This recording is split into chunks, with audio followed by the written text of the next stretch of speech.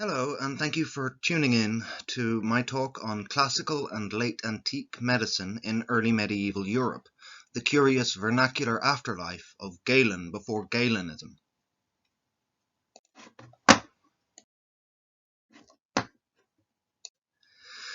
The main vernacular text I want to talk to you about today is an Old English medical compilation called Ball's Leech Book. It survives in a single manuscript in the British Library, Royal 12 D17. While this text may seem to have little to do with the ancients, written as it is in Old English, an analysis of its sources sheds considerable light on how knowledge passed from the Mediterranean orbit of Rome and Constantinople to Britain and Ireland in the so-called Dark Ages. Having begun such a source analysis in order to write my PhD on medical vocabulary in Old English, I find myself turning to the manuscript sources of the much better attested Latin texts for my current research, which is why I mention Europe in my title, not just England. Throughout this talk we will see images of manuscripts copied in Ireland or Britain and held in Switzerland, copied in Italy and held in Sweden, or copied in France and held in England.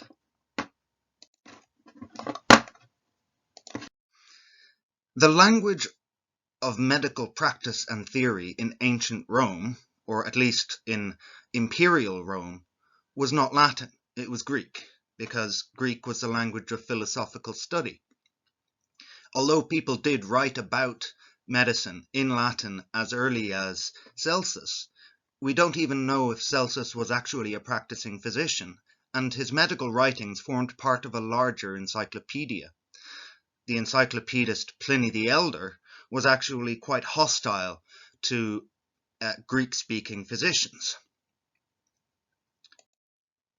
But it seems to have been the late 3rd or 4th century before medical texts in Latin really get off the road, and it seems to be happening in North Africa. This is happening still at a time when Greek is considered an essential language if you're going to study medicine, which we know from the letter of Helvius Vindicianus to his nephew Pentadius.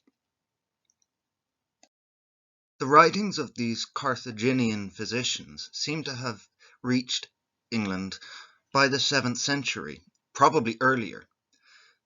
Bede directly quotes from Cassius Felix in his second commentary on the Acts of the Apostles.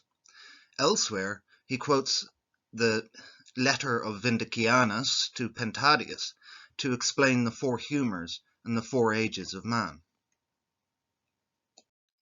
It seems to have been after this initial activity of the Latin-speaking African school that Galen's Therapeutics to Glaucon was translated into Latin. That the text is a genuine translation of Galen's Greek was not accepted scholarly consensus until quite recently, given that the material in Book 1 on fevers is quite differently arranged in the 2 versions, and the fact that in the earliest manuscript witnesses like this one, both books are jumbled together with a 3rd text which, for want of a better title, we call the Pseudo-Galenic Liber Tertius. But the scribes who wrote the oldest extant copies of this text certainly knew it to be authentic Galen, and even wrote the title in Greek, although the lambda in Glaucon does look rather like an alpha, so I highlighted it in red. Despite the difficulty presented by the jumbled order of chapters, these early witnesses also transmit transliterations of Greek loanwords with considerably more fidelity. Here, necrosis is faithfully transliterated in an 8th century manuscript on the left, whereas it is corrupted to nigrosis in later copies and the 1490 printing. Sadly, no modern edition of the Latin translation exists, so to do any sort of source analysis, one also has to undertake the role of editor. This also, in part, explains the silence of scholars concerning these texts. Klaus Dietrich Fischer is the only scholar to have given them any attention in his 2012 article Die spätlateinische Übersetzung von Galen. though it is possible the situation has been rectified in the Brill companion to the reception of Galen, which I have not managed to acquire. We all know how expensive Brill volumes are. Fischer did demonstrate beyond doubt that we are dealing with a Latin translation of an authentic Galenic text, but he also pointed out that the Latin translation embellishes and expands on the Greek. Where we can trace such embellishments in the Latin through to the Old English, we can demonstrate with certainty that this is the Latin text used by the compilers of Ball's Leech Book. In this passage, the received Greek text does not specify what medicines should be used to chill erysipelas, just that you should chill it at the beginning.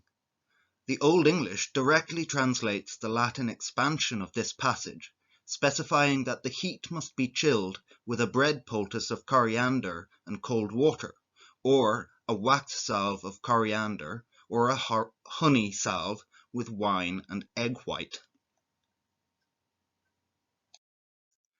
Galen's rhetorical style is not lost in the Old English, where Galen's ubiquitous warnings to consider the underlying health and temperament of the patient are repeated at length in Old English in the instruction for the amputation of a gangrenous limb, even retaining considerations of social class, gender, age, occupation, and ethnicity. The Latin translation of Galen's Ad Glauconem formed the core of an ensemble of texts later reworked by the Salerno physician Gariopontus. Many manuscripts of this ensemble survive, transmitting the Ad Glauconem, the Liber Tertius, the Liber Aurelii and Liber Aesculapii, and the chapters on gout from the Latin translation of the 6th century Therapeutics of Alexander Trallianus. But in many manuscripts, the texts are just numbered 1 to 6 and all attributed to Galen. So when Ball's Leech Book employs the Liber Tertius, the compilers may have thought they were quoting Galen. While only one chapter of Ball's Leech Book comes directly from the pen of Galen of Pergamon, the third book, or Liber Tertius, leaves a far greater imprint in the English vernacular record, even down to the anonymous author's emulation of Galen's criticism of ignorant medics. Although the Old English paraphrases here, this exhortation to avoid the misdiagnosis of an inflammation of the colon as either kidney stones or an enlarged spleen retains Galen's rhetorical bombast in his derision of lesser medics. This table is still a work in progress, and I haven't been able to fit the key for you. However, I have noted about 31 times where the pre-Gariopontian ensemble seems to influence an Old English text. I also am trying to trace all of the times that the same text or closely related text occurs in Gariopontus itself and the Terioperica, in part because these have also been posited as sources for Ball's Leech Book, though that would be very difficult unless an Anglo-Saxon physician were also a doctor in possession of a TARDIS, since Ball's Leech Book was written before Gariopontus was born. I want to move on from Galen himself to discuss the 3rd century physician Oribasius, who not only freely excerpted from Galen's works, but seems to have been inspired to emulate his philosophical rejection of Christianity to the extent of being implicated in the apostasy of the future Emperor Julian. By claiming also to have been from Pergamon, Oribasius seems to have projected himself as a new Galen, and his patron Julian the Apostate as the new Marcus Aurelius, though the last pagan emperor never survived long enough to defend his philosophy in writing. While Oribasius' 72-volume encyclopedic collection of medicine has infamously been described as something no one ever wishes to read through, his shorter Synopsis and Euporista were synthesized into a Latin medical encyclopedia in their own right. This work was carried out not once but twice, and seems to have occurred in Ravenna in the 6th or 7th centuries, according to Moreland in 1932, and Judith Herron in 2020. The so-called Old translation, which survives in the oldest manuscript witnesses, directly employs the Latin of Galen's Ad Glauconem, so must post-date it. We know that the older translation must have reached Britain or Ireland relatively soon after its production, because one of the witnesses, now surviving in St. Gall, was produced in a purely insular script, and the even older half-uncial manuscripts in the Bibliothèque Nationale also show signs of insular influence according to A.E. Lowe. Here we have a text translated from Greek into Latin in a part of Italy under imperial jurisdiction, being transmitted throughout Europe by British or Irish hands. Despite the role of insular hands in the transmission of the old translation, this text was not used in the compilation of Ball's Leech Book, whose compilers preferred to use the new and improved second Ravenna translation. Just like in the Ad Glauconem, where the Greek text has been augmented by the Latin translator, this can signal which translation was used by the Old English compilers. In one case, a description of the diseases of spring, evocative of the Hippocratic aphorisms, is appended to a warning against neglecting seasonal purges. The quoted aphorism survives in the Old English text, but is absent from the received Greek and Old Latin translation.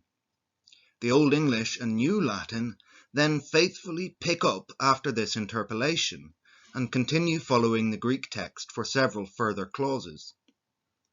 I highlighted the clause "Seohuit riefto the mon on southern lepra hat," which means the white scab that men in the south or the Mediterranean call lepra. Both Latin and Old English are here at pains to stress that this is not the lepra you read about in the Bible, but rather a milder condition. The lepra of the Bible has a very different name in medical texts, namely elephantiasis.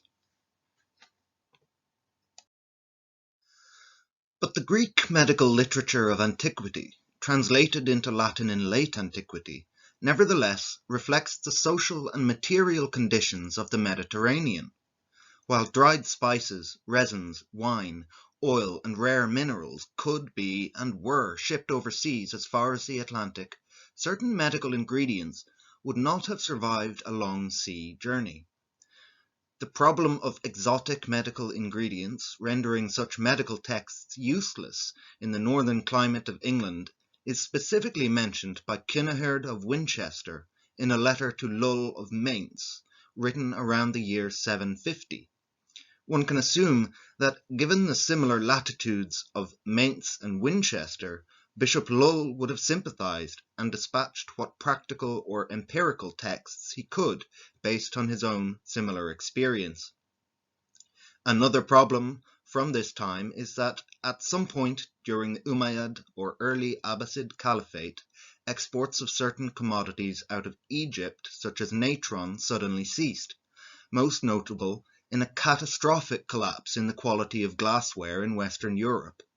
No clear glass means that uroscopy manuals are practically useless at this time, and it would take considerable experimentation to develop wood ash fluxes containing their own bleaching agents. The vernacular corpus can, however, tell us something of what commodities were reaching England in sufficient quantities to have standard anglicised terms. Some materia medica are completely absent in the Old English texts, while other exotic ingredients are substituted with generic ones. So Attic honey becomes plain Dorana honey, honey from bees, and Pontic absinthe becomes plain old wormwood. The Old English corpus also tends to omit attributions to known authors, naming only Pliny and some otherwise unknown English doctors such as Oxa, Dunn, Bald, and Childe. The most curious absence from Ball's Leech Book is leeches. Of course, the leech in the Old English title does not mean the blood-sucking invertebrate. It simply means healer from the verb lachnian, to heal. However, the Old English text omits bloodsuckers, even when Oribasius calls for sanguisugas, or Pseudo-Galen instructs delam imponis. You will apply a leech. But what is the significance of finding the words of Galen or Oribasius in Old English? Failure to understand the complexity of specifically Anglo-Saxon intellectual life and the cosmopolitan nature of their philosophical interests is not just bad scholarship. It can be used for genuinely malicious purposes, as highlighted by the late Eric Stanley, a Jewish professor of Anglo-Saxon at Oxford, born in Germany in 1923. Emily Kessling successfully argues that the related text, called the Lacnunga, far from being a manual of semi-pagan superstitious cures, charms, as described by its editors, rather represents the apogee of learned monastic grammatica. By tracing the ancients in Anglo-Saxon medical literature, we can also address some gaps in our understanding of the dissemination of philosophy and science in the early medieval period. Latin and French vernacular medical treatises of English origin or provenance are so commonly found from the 12th century on that Monica Green describes them in an article called Salerno on the Thames. But it is so difficult to find a manuscript of the pre-Gariopontian ensemble of pre-12th century English provenance that many people, including my own PhD supervisor, assumed it was simply absent from Anglo-Saxon England until the 11th century at the earliest. Direct quotations of the ensemble in a 10th century manuscript drawn from an even older set of vernacular remedies provide quite compelling evidence that these Latin texts must have existed in Anglo-Saxon England, even if the manuscripts do not survive. While the reintroduction of Aristotelian logic via Arabic translations should not be discounted as a factor in the development of high medieval scholasticism, neither should that reintroduction be simplified as a sudden reconnection of antiquity and the Middle Ages, as this obscures the long history of interest in ancient philosophy that was shared by the Irish, Anglo-Saxons, Franks, Goths, Lombards, and other barbarian peoples from Italy to the North Atlantic. Finally, we need to acknowledge that this late antique reception of Galen had a far more enduring legacy in the Latin medical canon than previous generations of historians of medicine have stated. The Epistola per Heresium, or Letter on the Sects, which opens this compilation known as the Tereoperica, ultimately derives from Agnellus of Ravenna's lectures on Galen, while the rest of the compilation seems to be a retranslation from the same lost Greek sources which inform the Proto-Gariopontian ensemble.